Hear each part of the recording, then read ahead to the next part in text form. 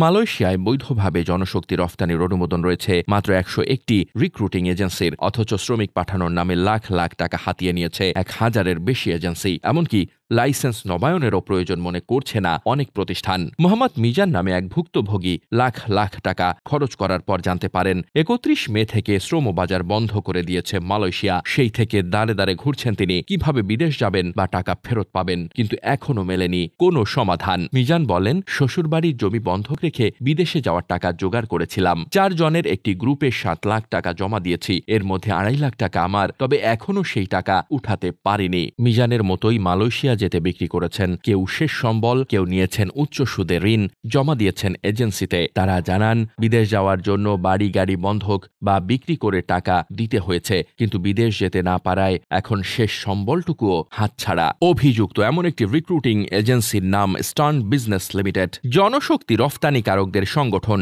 বাইরার ওয়েবসাইটে দেওয়া ঠিকানায় মেলেনি প্রতিষ্ঠানটির অস্তিত্ব। খোঁজ নিয়ে নতুন ঠিকানায় গেলেও মালিকদের কাউকে খুঁজে পাওয়া যায়নি। মালয়েশিয়ায় অবস্থান করছেন এমন দাবি করে মুঠোফোনে নিজেদের পক্ষেই সাফাই গান প্রতিষ্ঠানটির ব্যবস্থাপনা পরিচালক মোহাম্মদ ওয়ালিউল্লাহ। তিনি বলেন, শীঘ্রই বিষয়টি মীমাংসা করা হবে। যারা মালয়েশিয়া যেতে চায় তাদের পাঠানো হবে, আর যারা যেতে চায় না তাদের টাকা ফেরত দেওয়া হবে। এভাবেই বাইরার ওয়েবসাইটে দেয়া ঠিকানা ও মোবাইল নম্বর খুঁজে পাওয়া যায়নি আরেক এজেন্সি আহাদ ইন্টারন্যাশনাল লিমিটেডকে। স্থানীয়রা জানান, ওই ঠিকানায় কখনোই ছিল না আহাদ ইন্টারন্যাশনালের কোনো অস্তিত্ব।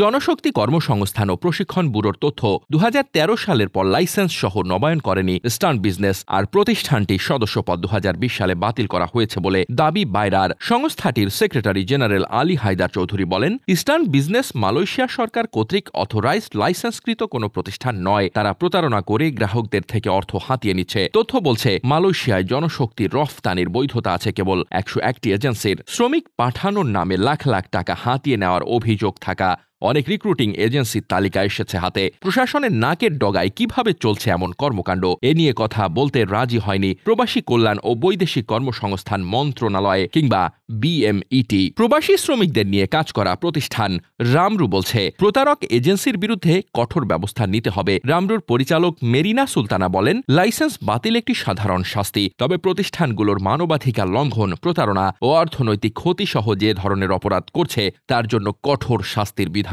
রাখা দরকার। উল্লেখ্য, গত 31 মে থেকে শ্রমিক নেওয়া বন্ধ রেখেছে মালয়েশিয়া। সম্প্রতি ঢাকা সফরে এসে বাজার খোলার প্রতিশ্রুতি দিয়েছেন দেশটির প্রধানমন্ত্রী। ডেস্ক রিপোর্ট, বার্তা বাজার।